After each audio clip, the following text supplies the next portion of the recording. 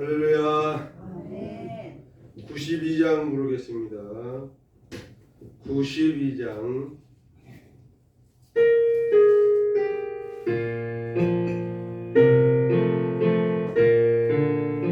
위에 계신 나의 친구, 그의 사랑 지극하다.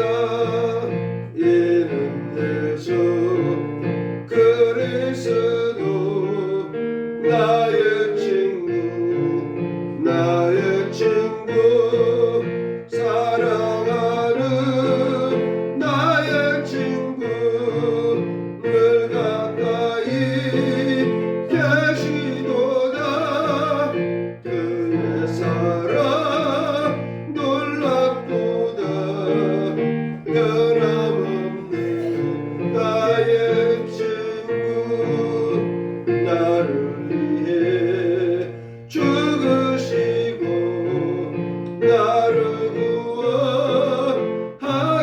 구원하셨으니 기쁨으로 경배하며 찬양하리. 나의 친구, 사랑하는 나의 친구, 늘 가까이 계시도다. 그의 사랑 놀랍도다. 변함없는 나의 친구, 양속에 늘 계시고 영원토록 함께하네. 가지 되어 하나 되리 포도나무. 나의 친구, 사랑하는 나의 친구, 늘 가까이 계시도다. 그의 사랑 놀랍도다. 변함없는 나의 친구, 그날과 황금길에 그의 영광 바라보며 그의 발로 날아들 때 만나보리. 나의 친구, 사랑하는 나의 친구, 늘 가까이 계시도다. 그의 사랑 놀랍도다. 변함없는 나의 친구. 93장 한 장 더 보겠습니다. 93장.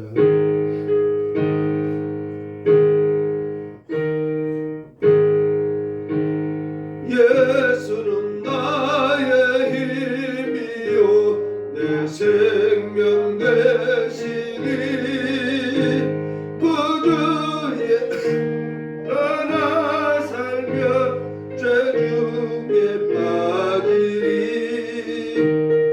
눈물이 앞 가리고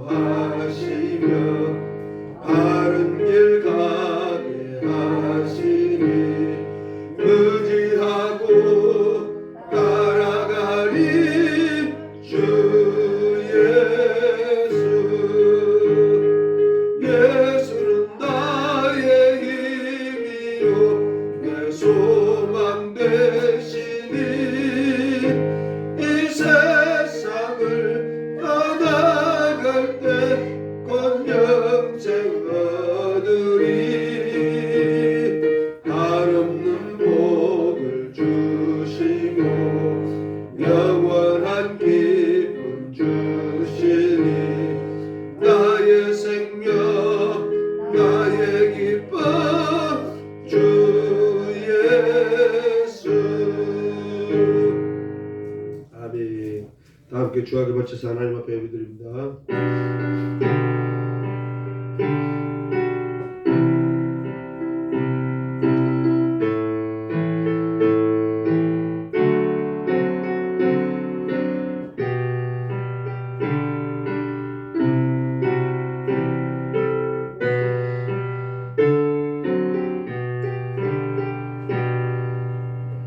오직 여호와는 그 성전에 계시니 온 천하는 그 앞에서 잠잠할지니라. 하나님은 영이시니 예배하는 자가 신령과 진정으로 예배할지니라. 기쁨으로 여호와를 섬기며 노래하면서 그 앞에 나아갈지어다. 하나님 감사합니다. 올 한 해도 열어주시고 우리에게 생명을 주신 은혜를 감사합니다. 주님 앞에 2024년 첫 주일 예배로 주 앞에 드립니다. 영광 받아 주시옵소서. 예수님의 이름으로 기도합니다. 아멘. 찬송 1장 부르시겠습니다. 1장.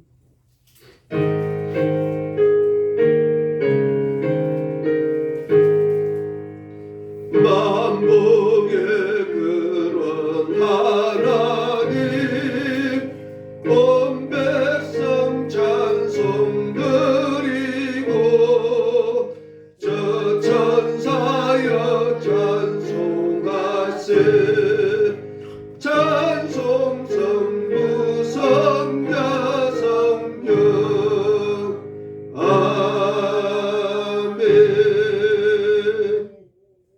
교동문 1번 보겠습니다. 찬송가 뒤편의 교동문 1번.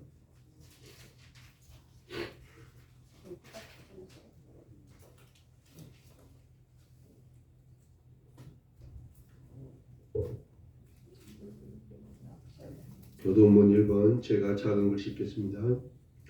복 있는 사람은 악인들의 꾀를 따르지 아니하며 죄인들의 길에 서지 아니하며 원한 자들의 자리에 앉지 아니하고 오직 여호와의 율법을 즐거워하여 그의 율법을 주야로 묵상하는도다. 그는 시냇가에 심은 나무가 철을 따라 열매를 맺으며 그 잎사귀가 마르지 아니한 같으니 그가 하는 모든 일이 다 형통하리로다. 악인들은 그렇지 아니하며 오직 바람에 나는 겨와 같도다. 그러므로 악인들은 심판을 견디지 못하며 죄인들이 의인 모두의 모임에 들지 못하리로다. 함께 봅니다. 무릇 의인들의 길은 여호와께서 인정하시나 악인들의 길은 망하리로다. 아멘. 사도신경으로 우리의 신앙을 고백합니다. 전능하사 천지를 만드신 하나님 아버지를 내가 믿사오며 그 외아들 우리 주 예수 그리스도를 믿사오니 이는 성령으로 잉태하사 동정녀 마리아에게 나시고 본디오 빌라도에게 고난을 받으사 십자가에 못 박혀 죽으시고 장사한 지 사흘 만에 죽은 자 가운데서 다시 살아나시며 하늘에 오르사 전능하신 하나님 우편에 앉아 계시다가 저리로서 산자와 죽은 자를 심판하러 오시리라. 성령을 믿사오며 거룩한 공회와 성도가 서로 교통하는 것과 죄를 사하여 주시는 것과 몸이 다시 사는 것과 영원히 사는 것을 믿사옵나이다. 아멘. 찬송 94장 부르시겠습니다. 94장.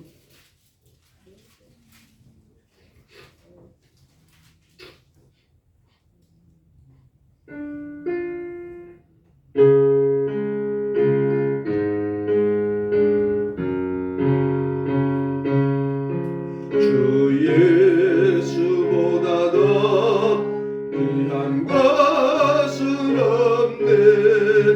이 세상 부귀와 바꿀 수 없네. 영죽을 내 대신 돌아가신 그 놀라운 사랑 잊지 못해. 세상 즐거움 다 버리고 세상 잘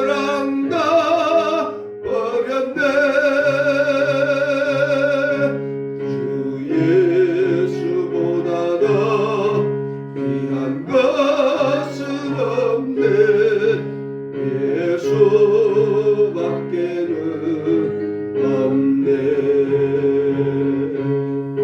주 예수보다 더 귀한 것은 없네.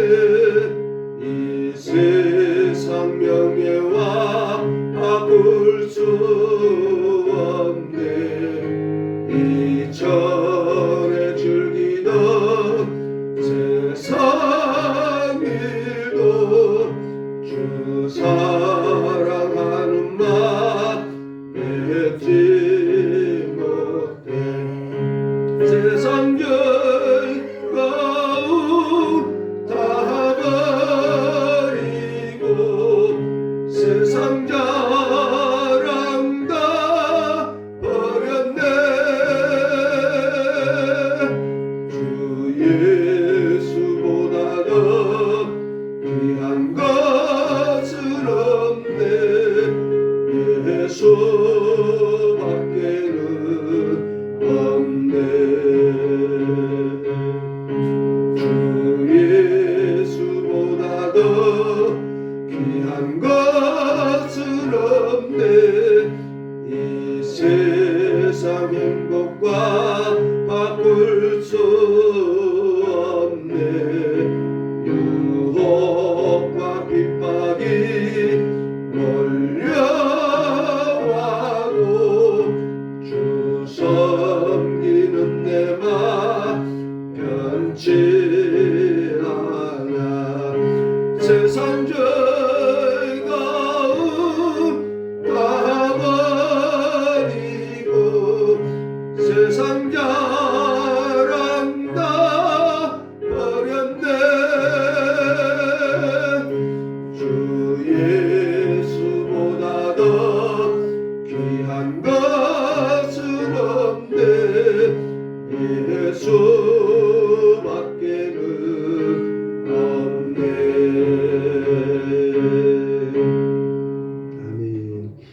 하나님 감사합니다. 지난 시간들도 우리를 돌봐주시고 변함없이 지켜주셨다가 오늘 2024년 첫날 주님의 날 예배로 주 앞에 예배드리게 하신 은혜를 감사합니다. 올 한 해의 삶도 청년과 마찬가지로 많은 은혜 가운데 지켜주시옵소서. 많은 풍성한 것으로 부어주시옵소서.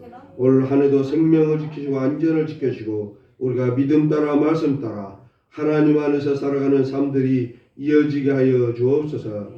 이 나라의 민족과 한국교회를 붙들어 주시옵소서. 주님 다시 재림하실 그날까지도 우리 한국교회가 제사장적 선지자적 사명을 감당하게 해 주시고 예배가 끊어지지 않는 농어촌 미자립교회 될 수 있도록 은혜 베풀어 주셔서 농어촌 교회들과 개척교회들이 영원토록 주 앞에 예배드리는 삶이 이어지게 하여 주옵소서. 이단으로부터 이슬람으로부터 우리를 지켜주시고 우리 한국교회가 은혜 가운데 성장할 수 있도록 지켜 주옵소서. 이 나라 이전부터 붙들어 주시옵소서. 산적한 문제들을 해결하여 주시옵소서. 금리 문제로 고통받고 있는 백성들의 삶을 돌봐 주시옵소서.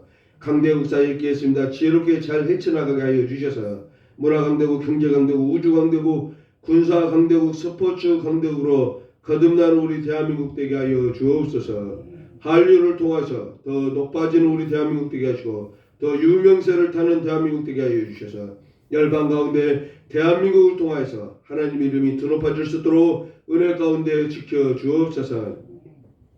그래야 하기 위해서 우리 대한민국이 빈부 갈등, 젠더 갈등, 인종 갈등, 세대 갈등, 지역 갈등이 사라지게 하여 주옵소서. 극한의 혐오 정치들이 사라지게 하여 주옵소서. 그래서 이 땅에 평화가 임하고 서로가 서로를 이해하고 돕고 사랑하고 살아가는 우리 대한민국 될 수 있도록 은혜 가운데 지켜주옵소서. 저 북녘 땅의 핵과 전쟁과 미사일부터 우리를 지켜주고 이 땅이 두 번 다시 결단코 전쟁 때문에 폐허가 되지 않도록 하나님 은혜 가운데 지켜주옵소서. 여러가지 남북 문제가 깔려있는 문제들 다 해결되게 하여 주셔서 순조로운 가운데 지켜주고 군사적 대치 가운데서 위기가 돌발되지 않도록 하나님 은혜 가운데 지켜주옵소서. 그곳에 우상주의, 공산주의 세력들 다 몰아내주시고 하나님의 몸된 교회 세워주옵소서. 하나님의 민족 안에서 하나님의 나라로 복음 안에서 통일의 그날이 있어지게 하여 주셔서 통일된 그날 우리가 주님을 찬양하고 주 앞에 예배드리며 더 많은 선교사를 파송할 수 있는 나라 되게 하여 주옵소서. 우리 순천교회를 사랑하시고 지키시는 은혜를 감사합니다. 올 한 해도 주님께서 우리 순천교회를 붙들어 주시고 믿음 따라 말씀 따라 더욱더 부흥 발전하는 순천노예 되게 하여 주옵소서. 그래야 계셔 노회장님을 비롯해서 모든 임원들과 그들의 섬기는 가정과 교회에 함께하여 주셔서 그들이 온전히 너를 섬기고 우리 순천노예가 우리 순천도의 복음지역의 복음의 사명을 잘 감당하고 빛과 소금의 빛을 온전히 바라고 나머지 맛을 내는 노예 되게 하여 주옵소서. 우리 운곡교회를 사랑하시는 은혜를 아버지 감사합니다. 올 한 해 더 많은 은혜 내려 주시옵소서. 하늘은 은총 부어 주시옵소서. 하나님의 살아계심과 임재하심을 우리가 눈으로 목도하게 하여 주옵소서. 그래서 우리가 눈으로 보고 귀로 듣고 하나님의 일하심을 바라봄으로써 믿음 안에서 말씀 안에서 기쁨과 감사와 즐거움의 삶들이 이어지게 하여 주옵소서. 올 한 해 더 많은 것을 풍성하도록 채워주고 우리가 믿음이 더욱더 발전되게 하여 주시고 믿음이 성숙되어지는 우리 운곡교회 되게 하여 주옵소서. 우리 집사님들 각 가정마다 필요한 물질과 양식으로 공급하여 주옵소서. 특별히 건강을 붙들어 주시고 생명을 책임져 주시옵소서. 주님께서 부르시는 그날까지도 우리가 건강함으로 강건함으로 주님의 몸된 교회를 출입할 때 불편한 삶 되지 않도록 은혜 가운데 지켜 주옵소서. 우리 운곡마을에도 은혜 베풀어 주시옵소서. 올 한 해도 우리 운곡마을 주민들 복 내려 주시고 좋은 열매들 맺게 하시고 좋은 농사들 좋은 결실들 맺어주는 우리 운곡마을 되게 하시고 서로 화합하고 위로하며 사랑하며 이해하며 살아가는 우리 운곡마을 되게 하여 주옵소서. 그래서 우리 운곡마을의 운곡교회가 하나님의 은혜가 임했다고 하나님의 복을 받았다고 모두가 간증하고 찬양하고 감사하는 일들이 일어나게 하여 주옵소서. 예수님의 이름으로 기도합니다. 아멘. 213장 부르시면서 준비한 헌물 드리겠습니다.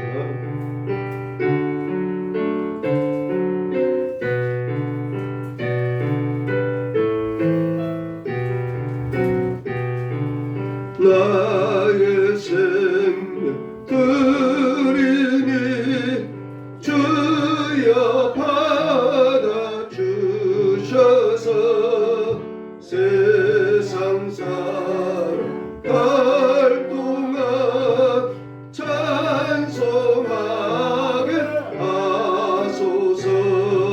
손과 발을 드리니 주여 받아 주셔서 주의 이름 위하여 민첩하게 하소서. 나의 음성 드리니 주여 받아 주셔서 주의 진리 말씀만 전파하게 하소서. 나의 보화 드리니 주여 받아 주셔서 하늘나라 위하여 주 뜻대로 쓰소서. 나의 시간 드리니 주여 받아 주셔서 평생도록 주 위에 범사하게 하소서. 아멘. 하나님 감사합니다. 우리가 믿음 가운데 살아가며 또한 육체를 입고 이 땅에 살아갑니다. 필요한 물질과 양식들 공급하여 주신 은혜를 아버지 감사합니다. 소득의 10의 1조를 주 앞에 드립니다. 아버지 받아주시옵소서. 모든 것이 하나님의 것이며 하나님으로부터 왔음을 우리가 고백하고 소득의 10의 하나를 주 앞에 드립니다. 받아주시옵소서. 이 땅에 살아가는 동안 우리의 생명을 주시고 우리가 더 많은 소득 있는 삶이 되게 하시고 더 많은 것으로 하나님을 섬기고 이웃을 섬기고 교회를 섬기고 부모를 섬기는 삶들 이어지게 하여 주옵소서. 감사의 제목 따라 드리는 헌물의 아버지 복내려 주옵소서. 우리가 구원의 감사, 심령의 감사가 넘쳐나는 삶들이 이어지게 하여 주시고 이 땅을 살아가는 동안에 감사의 일들도 많아지게 하여 주옵소서. 그래서 우리가 더 많은 것으로 하나님께 감사하며 더 많은 기쁨과 감사, 즐거움으로 주 앞에 예배드리며 예물드리는 삶들이 있어지게 하여 주옵소서. 주정헌금을 주 앞에 드립니다. 아버지 받아주시옵소서. 우리의 생명이 우리의 이름이 하나님의 생명책에 기록되어 있음을 우리가 고백하고 마땅히 하나님의 자녀로서 백성으로서 오늘이 하나님을 섬기는 날임을 잊지 않고 하나님 앞에 나오면서 주정헌금을 주 앞에 드립니다. 아버지 생명의 속전을 받아주시옵소서. 이 땅에 살아가는 동안 우리의 생명을 지켜주시옵소서. 건강을 지켜주시옵소서. 주님의 자녀로서 백성으로서 마땅한 삶을 이 땅에 살아가게 하시고 주의 날개의 그늘 아래 보호 아래 살아가는 우리의 삶들이 될 수 있도록 은혜 가운데 지켜주시옵소서. 특별한 제목 따라 드리는 우리의 복내려 주옵소서. 고향교회를 바라보고 고향의 부모님을 바라보고 드려진 헌물들의 아버지 복내려 주옵소서. 그들을 통해서 더 많은 섬김이 있게 하여 주옵소서. 또한 개인으로서 기관으로서 농어촌 미자립교회를 바라보고 개척교회들을 바라보고 특별히 우리 운곡교회를 바라보고 드려진 손길들의 아버지 복내려 주옵소서. 그들의 손길을 통해서 더 많은 교회가 섬김을 받게 하시고 더 많은 교회가 든든히 서가는 삶이 있어지게 하여 주옵소서. 그래서 이 땅에 우리 대한민국에 하나님의 몸된 교회들이 무너지지 않고 든든히 서가는 삶들이 있어지게 하여 주옵소서. 그들의 섬기는 가정에 복내려 주시고 그들의 직장과 사업장들을 복내려 주셔서 그들을 통해서 그들의 소유 소속을 통해서 더 많은 교회들이 섬김받고 든든히 서가는 삶이 이어질 수 있도록 은혜 가운데 지켜주시옵소서. 우리의 자녀들 아버지 기억하여 주시옵소서. 타지에서 외지에서 살아갔다 그들의 삶의 터전과 직장과 사업장들을 붙들어 주시옵소서. 올 한해도 우리의 자녀들 소득 있는 삶이 되게 하시고 더 많은 소득 있는 우리의 자녀들을 될 수 있도록 은혜 가운데 지켜주시옵소서. 더 많은 것으로 그래서 하나님을 섬기고 이웃을 섬기고 교회를 섬기고 부모를 섬기고 부모님께 효도하는 우리 자녀들 다 될 수 있도록 은혜 가운데 지켜주시옵소서. 특별히 아버지 우리 자녀들이 믿음의 대를 이어가게 하여 주시옵소서. 우리 부모가 섬겼던 예수 그리스도 하나님 잘 섬기는 삶들이 그들에게 있어지게 하시고 하나님 믿음 안에서 그들이 믿음에 충만한 삶을 살아갈 수 있도록 복을 내려 주시옵소서. 성령님 그들을 찾아가서 감동하여 주시옵소서. 그들의 마음에 하나님의 성령 심어주시고 하나님을 아는 마음의 빛을 그들에게 비춰주셔서 그들이 주 앞에 나와 예배드리며 하나님을 알고 찾고 예배의 삶을 충만한 삶을 살아갈 수 있도록 은혜 가운데 붙들어 주시옵소서.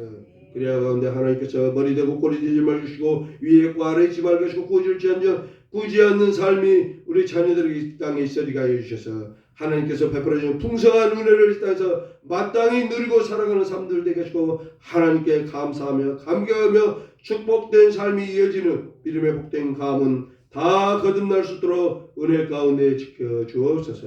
오늘 예배 가운데도 함께하여 주시고 말씀하여 주시고 우리들의 눈을 열어보게 하시고 귀를 열어 듣게 하시고 마음판에 새겨지는 말씀 되게 하여 주시옵소서. 예수님의 이름으로 기도합니다. 아멘.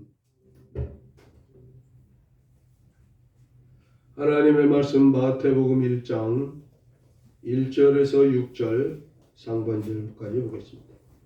마태복음 1장 1절에서 6절 제가 1절 읽겠습니다. 아브라함과 다윗의 자손 예수 그리스도의 계보라.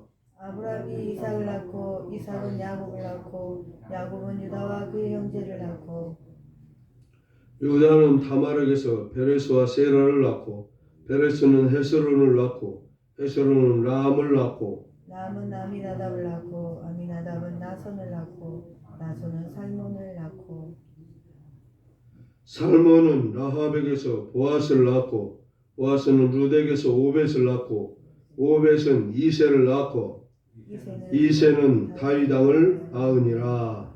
아멘. 세상의 모든 것은 출발점 즉 시작점 기원이 있습니다.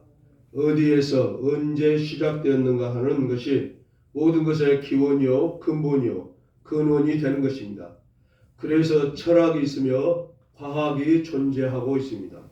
이들 학문은 세상의 근본, 출발점을 빅뱅이라는 가설에서 출발시키고 있습니다. 즉, 세상 우주 공간에는 아무것도 없는 무의 상태였는데 고도로 압축된 물질이 어느 순간, 어느 시점에 알 수 없는 원인에 의해서 폭발했으며 그것이 팽창을 거듭하다가 우주라는 질서 속에 자리 잡았다는 것입니다. 이것은 가설입니다. 진실이 아닙니다. 성경은 태초에 하나님께서 하늘과 땅을 만드셨다고 분명하게 말씀하고 있습니다. 그것이 근본이요 근원이며 하나님께서 모든 것의 시작이며 존재이신 것입니다. 또한 사람들은 인류의 시작도 진화라는 가설에서 시작을 찾고 있습니다. 진화는 학설입니다. 증명된 학문이 아닙니다. 그랬을 것으로 추정하는 것에서부터 출발하고 있습니다. 이처럼 우주나 인류나 모든 것의 시작을 알리는 출발점, 즉 근원과 기원은 무척이나 중요한 것입니다. 자신의 근본을 찾음으로 자신의 정체성과 뿌리를 알 수 있는 것입니다. 내가 누구인지, 나는 무엇인지, 나는 왜 이 세상에 태어났으며 존재하고 있는지에 대한 역사적 사명과 소명을 정의할 수 있는 것입니다. 내가 누구이며 무엇인지를 알지 못함으로 사람이 하나님의 형상으로 살지 못하고 짐승과 같이 살 수 있으며 내가 왜 존재해야 하는지를 알지 못함으로 그냥 육체적 욕구를 채우며 살아가고 있는 것입니다.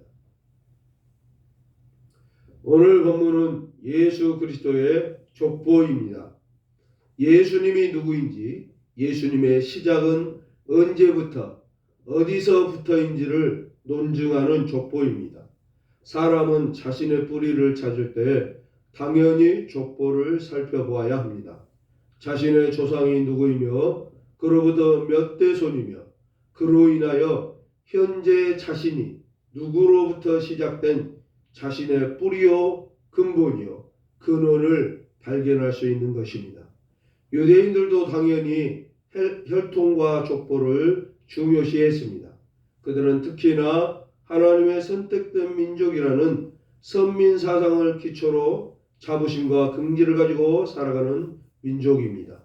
그들에게 마태는 예수님의 정체성과 근원을 논증할 필요를 느꼈을 것입니다.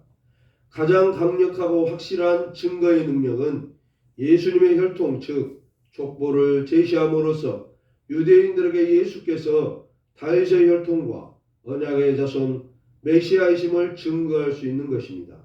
모든 인류는 아담의 후손이며 노아의 후손입니다. 노아 홍수 이후 각각의 민족이 형성되어 흩어져 살아갑니다. 바벨탑 사건으로 인류는 각각의 민족을 형성하고 하나님께서는 그 중에서 아브라함을 부르셨고 그를 통하여 하나의 민족 이스라엘을 만드셨습니다. 마태는 아브라함과 다윗의 혈통의 족보를 유대인들에게 제시하며 그 혈통에서 예수께서 나셨음을 증언하며 예수 그는 하나님의 언약의 메시아이심을 증거하고 있습니다. 예수님의 뿌리와 근원과 근본은 아브라함과 다윗이며 성령으로 잉태된 여자의 후손으로 사탄의 머리를 상하게 하실 자이심을 증언하고 있는 것입니다. 오늘 본문을 통해서 예수님의 족보에 대하여 살펴보도록 하겠습니다. 먼저 첫 번째로 아브라함과 다윗의 자손이시다 이 내용입니다. 우리 대한민국은 단군의 후손이다. 그리고 또 가장 유명한 임금을 대라면 세종대왕이다. 또 가장 유명한 장수를 대라면 이순신 장군 이렇게 우리가 말할 수 있는 것입니다. 유대인들은 아브라함을 그들의 믿음의 조상이라고 말합니다. 아브라함의 후손이다 이렇게 말하고 있는 것이죠. 그리고 그들 중에 또한 가장 유명한 왕 용맹한 왕, 최고의 왕을 다윗이다라고 말하고 있는 것입니다. 그래서 마태는 아브라함과 다윗의 자손이다. 예수님이 누구냐? 아브라함과 다윗의 자손이다. 이렇게 말하고 있는 것입니다. 아브라함은 믿음의 조상입니다. 갈대아 우르에 있을 때 하나님께서 부르셨고 그를 통해서 이삭, 야곱, 즉 이스라엘로 이어지면서 이스라엘이라는 하나의 민족을 만들게 되는 것입니다. 그래서 그는 믿음의 조상이며 또한 다윗의 혈통이 왜 중요하냐? 이새의 뿌리에서 이새의 가지에서 가지가 나올 것이요 하면서 이새의 뿌리에서 메시아가 등장할 걸 예언하고 있었기 때문입니다. 그렇기 때문에 아브라함은 마태는 예수님을 증거할 때 예수님이 누구인가 할 때 아브라함 언약의 후손 아브라함과 다윗의 자손 예수님이다 라고 말하고 있는 것입니다. 그러면서 이제 그 족보를 낱낱이 열거하고 있습니다. 왜요? 그래야 예수님의 족보가 누구인가? 예수님의 육신의 아버지 요셉 이 족보가 누구인가를 밝히면서 예수님이 그 가문에서 태어났다. 그러므로 메시아다. 이걸 말하고 싶은 것입니다. 그리고 아브라함과 다윗의 자손 예수 그리스도 이렇게 말하고 있습니다. 예수는 이름입니다. 그리고 그리스도는 직분인 것이죠. 박의하 목사 하면 박의하는 이름입니다. 목사는 직분입니다. 예수 그것은 이름 자기 백성을 저희 죄에서 구원할 자다 하는 이름 그리고 그리스도는 메시아 히브리어로 하면 메시아가 되는 것이죠. 구원자 기름 부음 받은 자다 이런 뜻입니다. 구약에서 기름 부음은 왕과 선지자 제사장에게 기름을 부었습니다. 기름을 붓는다는 것은 머리에 기름을 붓습니다. 감람유를 부을 수도 있는 것이고 기름을 부으면서 임명장이 되는 것입니다. 당신을 왕으로 인정합니다. 당신은 선지자입니다. 이렇게 하는 것이죠. 목사를 임명할 때는 기름을 붓지 않고 먼저 안수를 받으시던 임직을 받으시던 목사님들이 머리에 안수를 해줍니다. 여러분들이 목사님이 나오셔서 원을 그려서 목사에게 안수를 합니다. 그러면서 이제 박의하를 대한예수교 장로회 순천노회 목사로 인정합니다. 이렇게 안수를 하는 것입니다. 바로 그것이 그리스도 직분을 받는 것입니다. 예수 그리스도. 그러면서 아브라함과 다윗의 자손 그분이 누구냐? 예수님이고 그분은 그리스도 메시아이신데 그분의 계보다. 전번 성경에는 세계다 이렇게 되어 있습니다. 계보, 세계, 족보라는 것입니다. 원문에는 이제 나와 있는 것이 비블로스, 게네세우스 이렇게 헬라어로 되어 있어요. 비블로스라는 것은 책이라는 뜻입니다. 책. 근데 그 당시에 책이 성경밖에 없어서 나중에는 그냥 성경을 비블로스라고 부르게 되고 그것이 이제 영어로 옮겨오면서 바이블이라고 말합니다. 그래서 성경을 지금 뭐라고 영어로 합니까? 바이블이라고 하는 것이죠. 그러면서 비블로스, 바이블, 게네세우스, 바이블, 제네시스 영어로 이렇게 되는 것이고요. 헬라어로 하면 비블로스, 게네세우스 이렇게 됐습니다. 그래서 게네세우스 이게 족보, 탄생, 역사 이런 뜻을 가지고 있습니다. 그래서 탄생 어떤 기원, 기노마이 되어지다, 기원 이런 뜻에서 발생했는데 기원의 책이다 이렇게 볼 수가 있는 것입니다. 이제 종합해 보면 어떻게 됩니까? 아브라함과 다윗의 자손 예수 그리스도의 기원에 관한 책이다라고 선언하고 있다 그 말입니다. 무엇이요? 마태복음을 시작하면서. 그렇기 때문에 어떤 면에서는 이 마태복음이 신약성경에 가장 먼저 써진 책이 아님에도 불구하고 마태복음을 신약 성경에 가장 앞쪽에 배치를 하지 않았을까 이렇게 볼 수 있는 것입니다.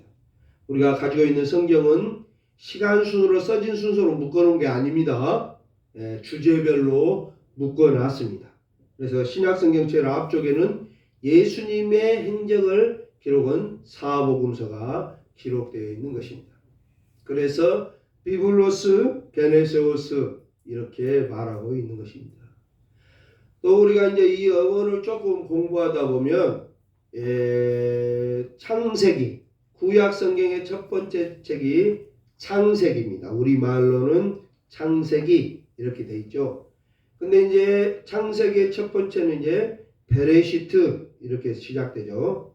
베레시트 바라 엘로힘, 그 다음에 하샤마임, 에트, 베트, 게스 이렇게 되어 있는 것 같아요. 태초에 창조하시니라 하나님이 하늘과 땅을 이렇게 되어 있습니다. 그래서 원래 창세기의 제목은 베레시트입니다. 베레시트. 근데 이것이 70인역이라는 책을 통해서 바뀌었어요. 제목이. 그것이 뭡니까? 방금 말한 게네시스로 바뀐 것입니다. 게네시스. 그러니까 구약의 백성들은 창세기를 베레시트, 태초에라고 제목을 붙였는데 신약의 번역본에 오면서 창세기의 제목을 게네시오스, 영어로 하면 제네시스라고 족보, 계보, 탄생 이렇게 제목을 바뀐 것입니다. 그래서 우리가 보고 있는 성경, 구약 성경의 제목들은 다 70인역의 제목을 따르고 있다는 것을 우리가 알 필요가 있습니다. 그것이 뭐가 중요합니까? 물론 중요하진 않아요. 그런데 어쨌든 마태복음의 첫 글자가 뭘로 했다? 비블로스 게네세오스 이렇게 시작한단 말이죠. 족보 책이다. 탄생의 책이다. 역사의 책이다. 이렇게 말하고 있고, 그래서 창세기도 바로 태초의 기원에 관한 책이다. 근원에 관한 책이다. 이렇게 시작합니다. 그래서 구약과 신약이 태초의 근원에 라고 함께 시작하고 있다. 이렇게 볼 수 있는 것입니다. 물론 요한복음은 또 달리 엔아르케 하면서 베레시트 그 제목처럼 태초에로 시작합니다. 요한복음은 아까 말씀드렸듯이 구약 성경의 창세기가 베레시트 태초에라고 시작하듯이 요한복음은 엔아르케 하면서 태초에라고 시작하기는 합니다. 그러나 어찌됐건 우리 성경은 신약 성경은 마태복음을 제일 앞장에 앞에 위치시키고 있다. 이렇게 볼 수 있는 것입니다.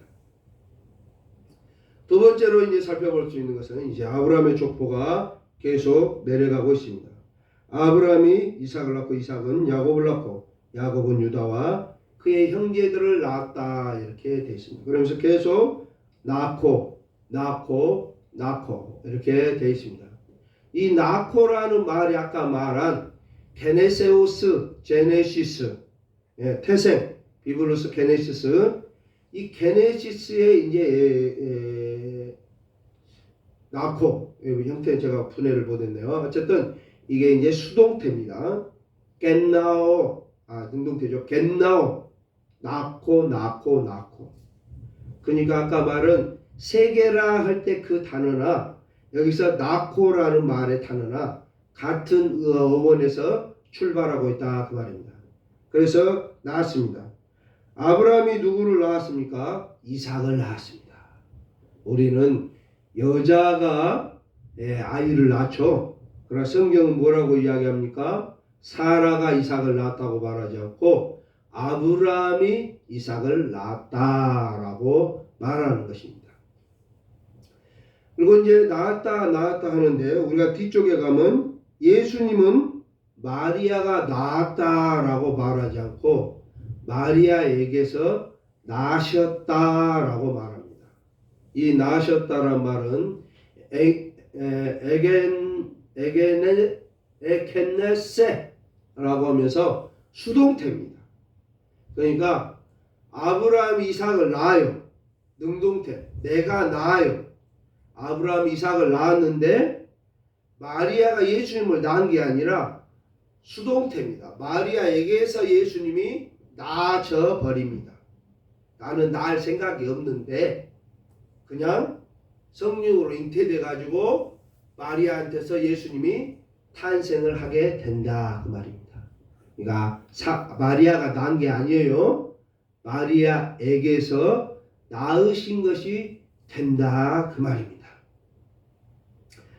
예, 계속해서 제가 올 이제 1월에 이 마태복음 1장을 한 4주에 걸쳐서 한번 살펴볼까 그런 생각을 하고 있습니다. 우리 집사님도 2024년 이제 첫 예배부터 굉장히 어려운 공부로 지금 시작하고 있습니다. 아, 너무 어렵다. 무슨 히브리어 했다, 헬라어 했다, 무슨 영어 했다. 아이고, 한국말도 어렵고 한국말로 써진 성경도 어려운데 아이고 어렵네. 그리고 무슨 수동태 가지고 능동태 가지고 예, 이렇게 할 수 있어요. 그러나 한번 그래 보려고도 합니다.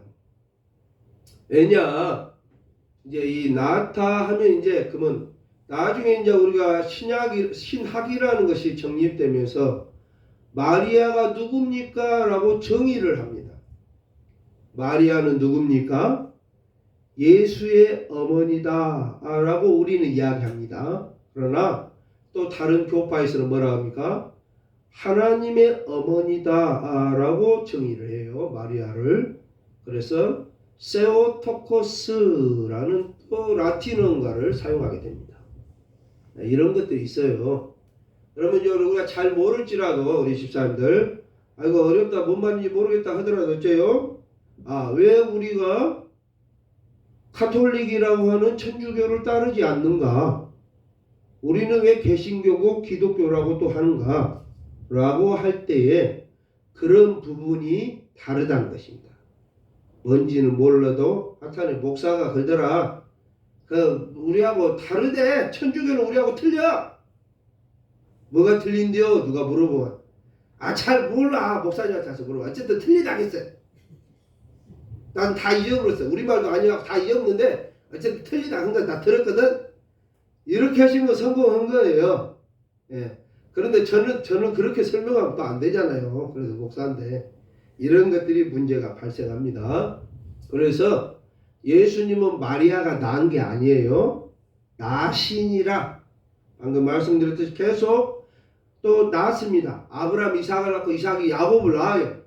남자가 계속 아들을 낳는다고 성경은 말합니다. 근데 마지막에는 요셉이 그러면 예수님을 낳았다고 해야 되는데 예수님은 낳았다고 하지 않고 또 요셉에게서 낳았다고도 안 합니다. 마리아에게서 낳았다고 해요. 또 여자에게서 나옵니다. 이런 부분들 그 부분은 나중에 후에 하도록 하겠습니다. 좀 다시 한번 어쨌든 이제 이런 출생 벤나오 수동태로 돼 있다.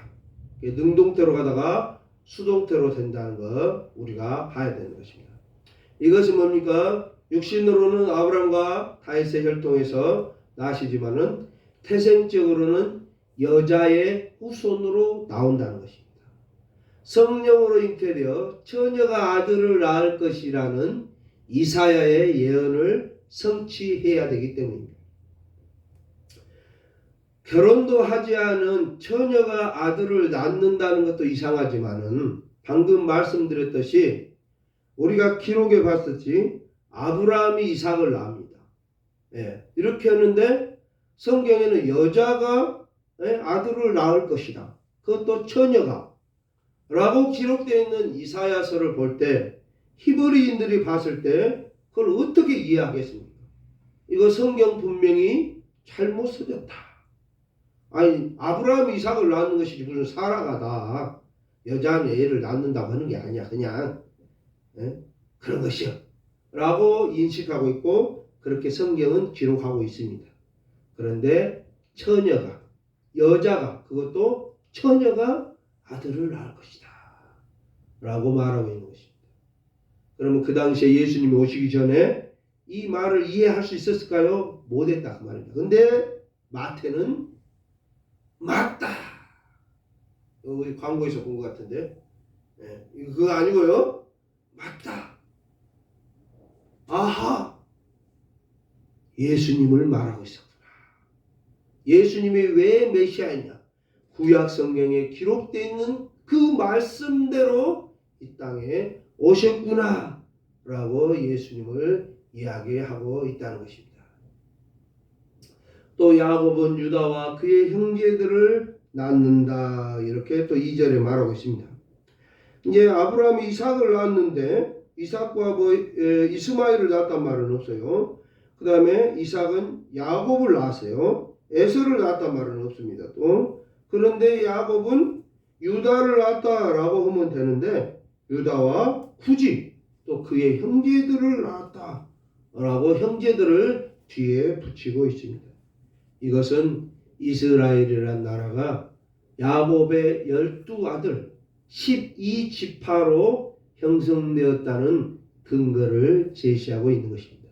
그래서 신학에서도 예수님이 제자들을 택할 때 12명의 제자를 택하게 됩니다. 그래서 12라는 완성된 수를 우리가 하고 있는 것입니다.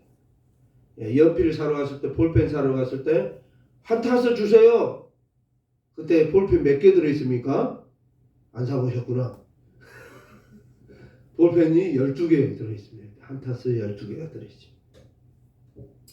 세 번째로 이제 계속 살펴본 데 있는 것은 그 밑으로 내려가면 가나안 땅에 들어가서 이제 또 족보가 계속 이어지는 모습을 우리가 볼 수 있는 것입니다. 여기는 이제 아니지만 유다는 다말에게서 베레스와 세라를 낳고 쌍둥이입니다. 베레스는 헤스론을 낳고 헤스론은 라암을 낳고 라암은 아비나답을 낳고 아비나답은 나손을 낳고 나손은 살몬을 낳고 살몬이 이제 어찌입니까? 여리고를 건너가서 이스라엘이라는 가나안 땅을 정복전쟁 여호수아와 함께 정복전쟁을 펼쳐가는 장수다 이렇게 보고 있습니다. 여리고를 무너뜨릴 때 정탐꾼 중에 한 명이 아니었나. 그래서 기생 라합이 살려주게 되고 그와 결혼하게 됐을 것이다 이렇게 보는 것입니다. 그래서 살몬은 기생 라합에게서 보아스를 낳게 됩니다. 그리고 보아스 이제 여기서도 이제 우리가 의미를 찾는다면 기생입니다. 부정하죠. 정결한 여인이라고 하기에는 좀 그렇습니다. 그리고 이방 민족입니다. 이방 민족은 물론 출애굽할 때부터 잡족들이 같이 나왔다 이렇게 기록되어 있습니다. 그러니까 하나님의 복음이 유대인들에게 한정된 선민사상에 한정된 복음이 아니라 모든 이방들 온 인류에게 주시는 복음의 메시지라 그 말입니다.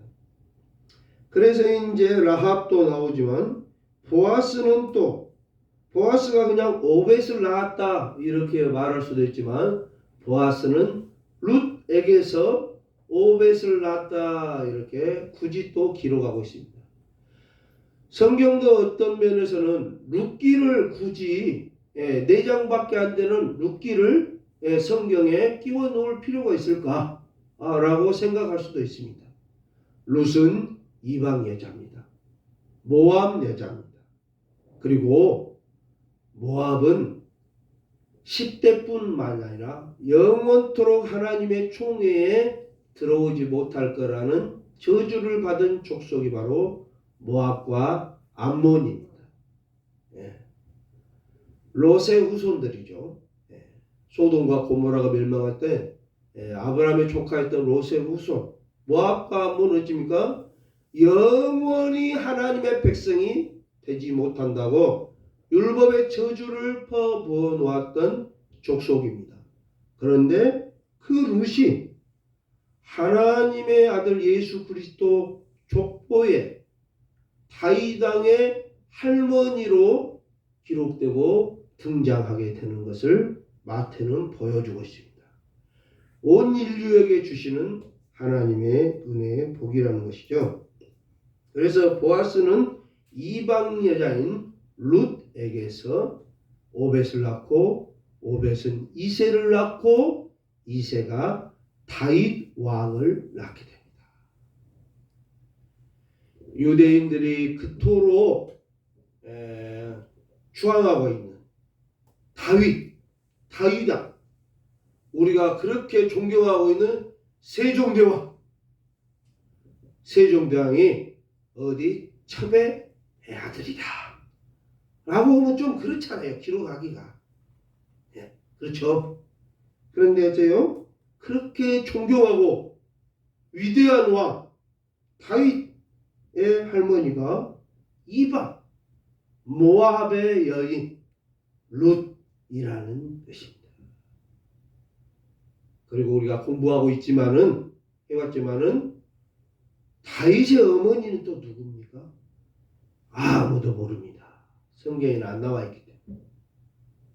세상에 다윗과 같은 왕의 어머니를 기록을 안 하는 역사가들이 있습니까? 말이 안 된다는 것입니다. 어떤 여인이라도 다윗의 어머니, 아내 기록을 해서 미화를 시킬 수도 있습니다. 그런데 다윗의 어머니는 성경에 나오지 않습니다. 역사적 기록이 없습니다. 그냥 전해오는 유대 문헌에 전해오는 그냥 나즈바트다 라고 이렇게 전해온다 라고만 있지 성경은 말하고 있지 않다는 것입니다. 그럼에도 불구하고 오늘 마태는 기록에 남아있는 룻이라는 이방 여인 모압 여인 롯의 후손으로서 소돔과 고모라가 멸망할 때 처참하게 무너졌던 그 후손, 아버지로 말미암아 등남에서 이어져가는 모압과 암몬, 큰딸이 모압을 낳고 작은딸이 암몬을 낳은 것입니다. 이 족속의 후손인 롯이 아브라함과 다윗의 자손 예수 그리스도의 조상이라고 말하고 있다는 것입니다. 여기서 또 우리가 하나 이제 짚고 넘어간다 하면은 이제 여기서 나오는 의미 중에 하나가 보아스가 룻을 취할 때 우리가 이제 고엘이라고도 하고 계대 결혼이라고도 합니다. 형제들이 있었는데 형이 장가 갔는데 아들이 없고 병으로 죽었든지 사고로 죽었든지 죽었어요. 그러면 그 형수가 나가서 재혼을 하는 것이 아니라 그 동생이 형수를 아내로 맞아들여서 첫 번째 아들을 그 형의 이름으로 이어줍니다. 그것을 계대 결혼이다 이렇게 말합니다. 또 이제 약간 확장시키면은 오늘 이제 룻기에 보면 나오지만 기업 물을 자 해서 고엘 가알이라고 하는 고엘이라고 합니다. 고엘이라는 것은 친척이라는 뜻이에요. 친척. 근데 친척이 하는 일이 뭐냐? 내가 살다가 너무 힘들어서 논을 팔아먹어 버렸어요. 아버지가 물려준 저 땅 서마지기 다 팔아먹고 이제 땅도 없네. 굶어 죽게 생겼네. 그럼 어째요? 그 친척이 그 서마지기 땅 산 사람한테 가서 내가 돈 줄 테니까 땅 다시 파시오. 그러면 우리는 어쩐다고요? 안 팔아. 얼마나 귀한 땅 요새 땅값 올라서 안 돼. 그 돈을 못 줘. 근데 그게 안 돼요. 성경은 뭐라고 했어요? 그때 샀던 값 줄 테니까 나머지 값 가서 벌어묵은 값 빼고 나머지 값만 줍니다. 60년 후에 50년 후에 희년이 되면 돌려줘야 되니까 25년 벌어먹었으면 처음에 1,000만 원 주고 사갔으면 500만 원만 주면 돌려줘야 돼. 아 이거 억울하네. 살 때 1,000만 원에 샀어요 땅을. 근데 내가 25년을 벌어먹었어 이 땅을 1,000만 원에 사서. 근데 그 친척이 와서 내가 땅 다시 사가니까 땅 내놔 그러면 1,000만 원도 아니고 500만 원이면 줘야 돼. 이걸 고엘 제도다 합니다. 또 이제 살다 보니까 야 이제 땅도 다 팔아먹고 팔아먹을 게 없어. 이게 뭐예요? 사람을 팔아요. 야 둘째 아들 네가 좀 힘좋고 빵빵하게 생겼으니까 네가 저 집 가서 종살이 좀 해라. 6년만 하면 풀어줄 것이다. 그 집 가서 종으로 삽니다. 땅 파고 돈 파고 주는 밥만 퍼먹고 그러면서 돈을 받잖아요. 그럼 6년을 일해야 돼. 돈 받고 갔으니까. 그런데 돈 좀 있는 친척이 와서 이모 하고 왔는데 누구 어디 갔어? 그러니까 야 우리 너무 먹고 살기 저 집에 팔았다. 얼마 주고 팔았어요? 한 500 받았다. 그럼 야 6년이라고 했잖아요. 그러면 3년 벌어먹었어 절반. 그러면 절반만 돈 주고 가서 그 누구 아니야? 그 우리 조카 일로 넘기시오. 하고 절반만 주면 다시 종에서 풀어줘야 돼. 이게 고엘입니다. 또 고엘이 하는 일이 뭐냐? 원수를 갚아. 원수를 갚아야 될 일 있잖아요. 불의의 사고 아니면 고의의 사고로 살인을 저지르거나 하면 그런 사람들은 길에 만나서 죽여도 된다고 했잖아요. 그런 어떤 원수를 갚는 일도 대신합니다. 그런 것들을 고엘이라고 해요. 그래서 룻이 이제 시어머니 따라서 돌아왔는데 가장 가까운 친척이 하나 있긴 했는데 그 다음 가까운 친척이 보아스였어요. 그래서 그 보아스가 룻하고 결혼을 해서 이제 그 집의 대를 이어주는 것. 이것이 바로 이제 계대 결혼. 좀 넓게 보면 고엘이다 그 말입니다. 그러니까 위기에 처한 친척이나 가족들의 그 가족들을 구원해 주고 돈이 부족해서 논 팔았으면 논도 팔아 다시 내가 사서 살게 해주고 자식들이 사람이 팔렸으면 다시 종에서 풀어서 집에 와서 살게 해주고 누구 원한진 놈이 있으면 가서 대신 원한도 풀어주고 이런 보호자 역할을 해준 것을 바로 고엘이라고 말합니다. 우리의 고엘이 누구냐? 예수님이다. 예수님. 우리가 우리의 죄 때문에 어디에 팔렸습니까? 지옥에 팔렸잖아요. 지옥에. 아담의 범죄로 우리의 범죄로 지옥에 팔렸어요. 근데 예수님 오셨습니다. 예수님 오셔갖고 바그아 목사 어딨냐? 라고 봤더니 죄 때문에 지옥에 팔려 있었어요. 그때 예수님이 지옥에 팔려 있는 우리들을 가서 사옵니다. 사와요. 그럼 돈을 치러야 될 거 아니에요. 값을 치러야 되잖아요. 그 값이 바로 십자가에 죽는 것입니다. 바그아 너 죄졌어. 죽어야 돼. 지옥불에 떨어져야 돼. 심판 받아야 돼. 라고 해서 이제 형벌에 처해지고 있는데 예수님이 오셔서 사고 값을 지불해야 되는데 지불할 값이 무엇이냐? 내가 대신 십자가에 죽는다 하면서 고엘로서 우리의 고엘로서 예수님께서 지고 가시는 우리의 죄를 지신 것입니다. 그렇기 때문에 지금 우리는 예수님 십자가로 거듭났기 때문에 이제는 죄가 없다 말입니다. 예수님이 다 죄를 죄값 계산해버렸어요. 제가 이야기했습니까? 농협에서 돈 대출해갖고 이제 비료값 뭐값 다 쓰고 했는데 돈 갚으려고 갈 필요가 있다 없다 없어요. 원장님이 다 갚아줬어. 바그아 목사가 언제 다 돈을 잘 벌었는가 다 갚아줬어. 농협에 빌려온 돈 제가 다 갚았어요. 그럼 갚으러 갈 필요가 없어요. 같이 예수님께서 우리의 죄, 우리의 저주 다 고엘로 갚으셨습니다. 그것이 십자가의 사건입니다.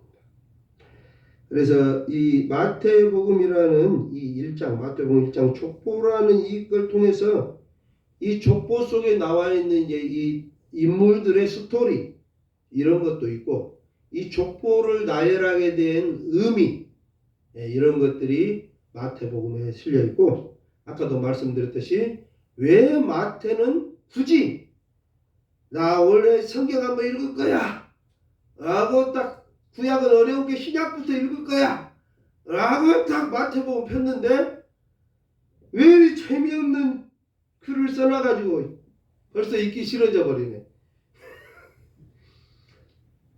라고 하는 이 족보를 제일 앞에 써놨을까요? 좀 재미있는 이야기를 써놓지. 족보를 써놨고 아브라함과 다윗의 자손 예수 그리스도 제 아브라함 이삭을 하고 이삭은 야곱을 하고 유다가 깹니다. 유다는 다므레스 베레스서 헤스론과 헤스론 라함을 하면 아비단을 하고 아비단은 나선을 나선 살몬을 라함에서 보아스를 하고 보아스는 루에서 오벳을 하고 오벳은 이세를 하고 이세는 다윗을 하거니라. 이걸 왜 써놓은 거야 이렇게 힘들게? 왜 써놨다고요? 예수님의 근본이 무엇인가? 진정한 예수님이 누군가? 예수 그리스도, 예수께서 왜 그리스도이시며 예수님이 누군가?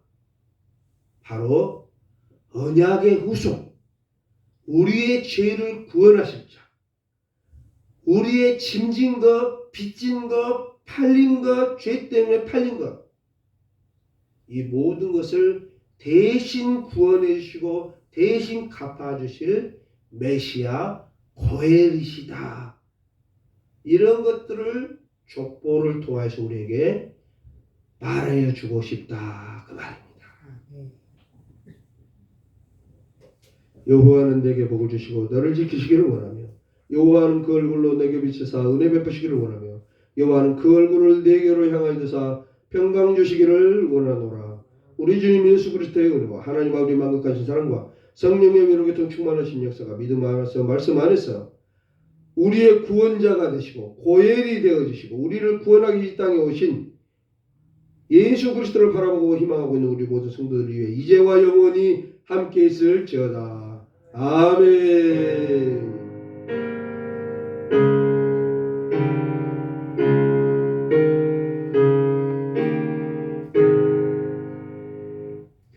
예배를 마쳤습니다.